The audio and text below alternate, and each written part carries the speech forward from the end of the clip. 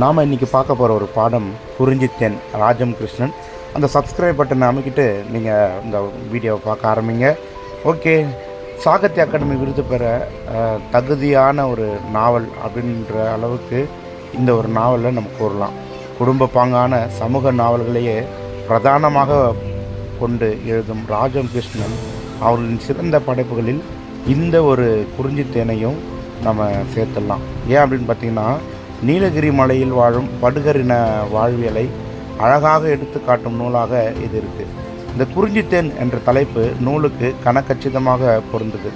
ஒரு குடும்பத்தை பின்னணியாக கொண்டு நாகரிக மாற்றத்தில் படுகரின குழுவில் ஏற்படும் நாகரிக மாற்றங்களை மிக தத்ரூபமாக காட்சிப்படுத்தக்கூடிய விதமாக இந்த நூலை ராஜம் கிருஷ்ணன் எழுதியிருக்கிறாங்க. அது பாராட்டத்திற்குரியதாக இருக்கிறது.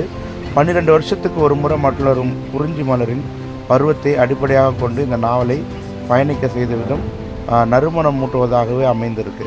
அதில் குறிப்பாக 5 குறிஞ்சி பருவங்களில் 5x12 60 வருஷம் ஜோகி என்ற சிறுவனுடைய வாழ்க்கையில் நடைபெறக்கூடிய நிகழ்வுகளின் வழியாக கதையை விவரித்த விதம் ரொம்ப சுவாரஸ்யமாக அமைந்திருக்கு.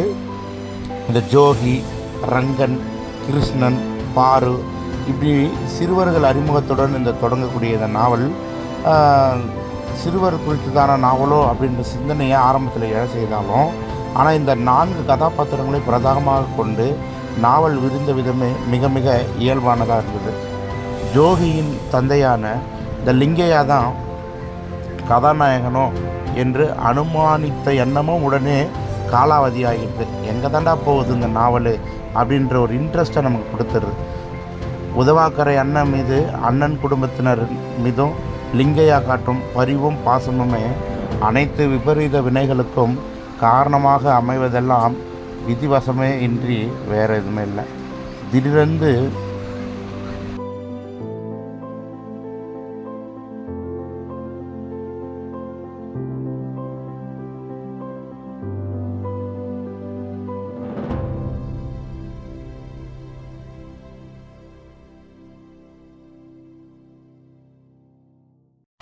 நோய் வீழ்வதும் மரணம் தழுவுவதும் அந்த மரணம் தழுவக்கூடிய வரையிலும் அண்ணன் குடும்பத்தின் மீது காட்டும் கரிசனமும் நம்ம அப்படியே மெய் சிலுக்க வைக்கக்கூடியதாகவே அமைஞ்சிருந்ததுங்க. இந்த லிங்கையாவனுடைய அண்ணனான ராமனின் கதாபாத்திரம் மிக சுவாரஸ்யமாகவும் பாத்திர படைப்பாகவும் இருக்குங்க. இல்வாழ்க்கையில் எவ்வித பிடிமானமும் இல்லாமல் உழைப்பிலும் ஈடுபடாமல் இருந்த போதிலும் நம் தம்பியின் மீது உறவுகளின் மீதும் காட்டும் பாசமும் அக்கறையும் விசித்திரமானதாக இருந்தது. ஆன்மீக பாடல்கள் பாடுவதிலும் நடனம் புரிவதிலும் மெய்மறந்து போன நிலையில் லயிக்கும் காட்சிகள் கவித்துணமானவர்களாக இருந்ததுங்க. நாவலின் மைய கதாபாத்திரமாக ரங்கன் தான் இருக்கிறான். கிருஷ்ணன் மீது காட்டும் பொறாமையும் வெறுப்பும் அது ஒரு தனி ரகம் அப்படின்னு நம்ம சொன்னால், ஜோகியிடம் காட்டக்கூடிய அந்த நேசமும் அந்த அக்கறையும் வேறொரு ரகங்க.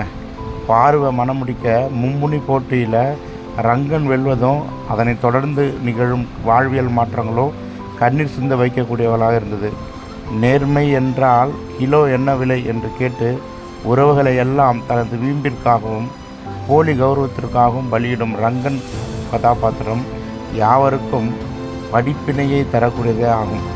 அழகான கிராம வாழ்க்கை நாகரிக வளர்ச்சியில் சிக்குண்டு ஆங்கிலேயர் ஆட்சியில் கட்டுண்டு பரிதவிக்கக்கூடிய காட்சிகளும் கோணங்களும் மாறி புது தோற்றத்தில் அலங்கோலமாகி மனிதர்களின் மனங்களிலும் மற்ற ஏற்பாடு அல்லல்படுவதோடு மிக இயல்பாக எடுத்துள்ளார் எழுத்தாளர்கள் அவர்கள்.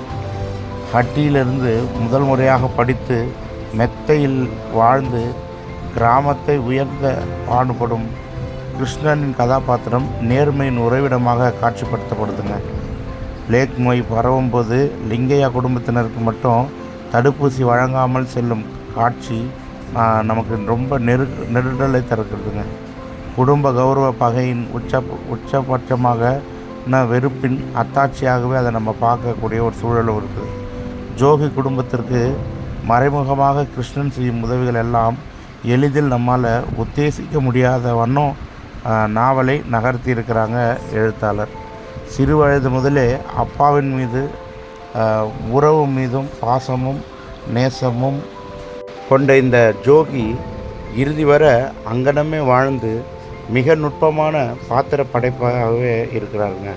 பார்வுக்கும் கிருஷ்ணனுக்குமான காதலை உணர்த்தும் இணையக இவங்களை இணைக்க துடித்தும் எண்ணமாக மட்டுமே இறுதி வரை பார்வுக்கு அருஞ்சரையாக வாழ்வதாகட்டும் நிஜ ஹீரோவாகவே ஜொலிக்கிறார் ஜோகி.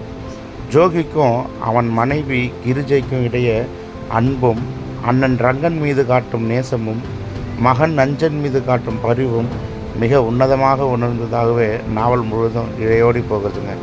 பார்வின் கதாபாத்திர படைப்பு பெண்களின் இயல்பான வாழ்க்கை நெறியை சுட்டி காட்டுவதாகவே அமைஞ்சிருக்குங்க.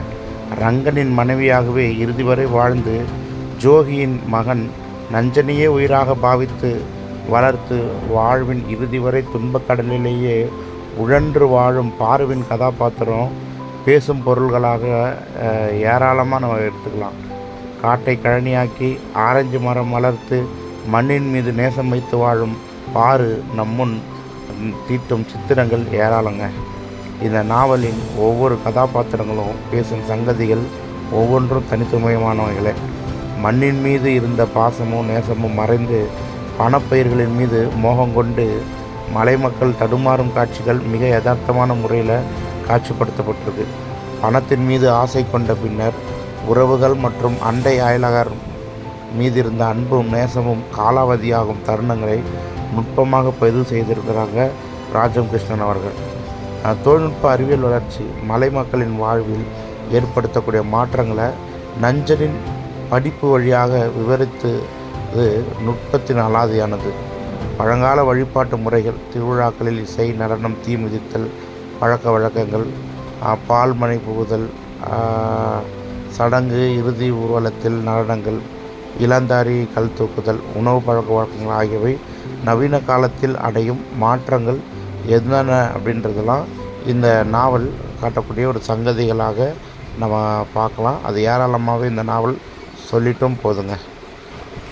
ஒவ்வொரு அத்தியாயத்தின் துவக்கத்திலும் கவித்துவமான வர்ணனைகள் வழியாக நீலகிரி மக்களின் அழகியலையும் பருவ மாற்றங்களையும் விவரித்த விதம் மிக மிக ரசனமிக்க அனுபவத்தை தருவது. இயல்பாக இருந்த ஒரு இரு தார முறையை சுட்டி காட்டவும் தவறவில்லை எழுத்தாளர். வாகன வசதி முதல் மின்விளக்கு வசதி வரை மலை மக்கள் அடைந்த வளர்ச்சி நிலைகளை கூறிக்கொண்டே மண்ணின் மீதான பாசத்தை காட்டவும் தவறவில்லை எழுத்தாளர். பள்ளிக்கூடம் கட்ட நிலத்தை தாரை வார்க்க துணிந்த பார்வும் ஜோகியும் அணை கட்டி மின்சாரம் தயாரிக்கும் திட்டத்திற்கு நிலத்தை இழக்க முடியாமல் தவிக்கும் காட்சிகள் மண்ணின் மீதும் மனிதர்கள் கொண்ட நேசத்தை பறைசாற்றக்கூடியதாக அமைஞ்சிருக்குங்க.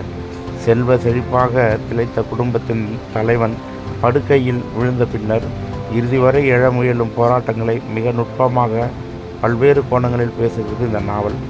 விதியொன்றும் சுருகிவிடாமல் லிங்கையா மரணம், வீராப்பின் அவலம் என்னும் ரங்கன் கருதிவிடாமல் அதீத அக்கறையின் எதிர்ப்பயனோ அண்ணன் தம்பி பாசம், வரட்ட கௌரவத்தின் கிருஷ்ணனின் பகை, விளைவோ பழமையை பாதுகாக்கும் தேயிலை பயிரிட மறுத்தல், வேள்வியோ என்று ஏதேதோ காரணங்கள் நம்முள் தோன்றினாலும் ஜோகியின் வாழ்வியல் சூட்சம ரகசியத்தை நாம் அறிவது கடினமே. எழுப்பும் வினாக்கள் ஏராளமாக இருந்தாலும் நாகரிக மாற்றத்தையும் கால மாற்றத்தையும் ஏற்றுக்கொள்ளத்தான் வேண்டுமென்ற புரிதல் இந்த நாவல் மேலோங்கி இருக்கிறத நம்ம காணப்படுகிறது. இந்த நாவல் என்பது ஒரு அற்புதமான ஒரு வாழ்வியலை நம் முன் வைத்துட்டு போகிறதா இருக்குது. ரொம்ப மகிழ்ச்சி நீங்கள் எல்லாரும் கேட்டதுக்கு. நம்ம சேனலை சப்ஸ்கிரைப் பண்ணுங்கள், லைக் பண்ணுங்கள், ஷேர் பண்ணுங்கள். நன்றி.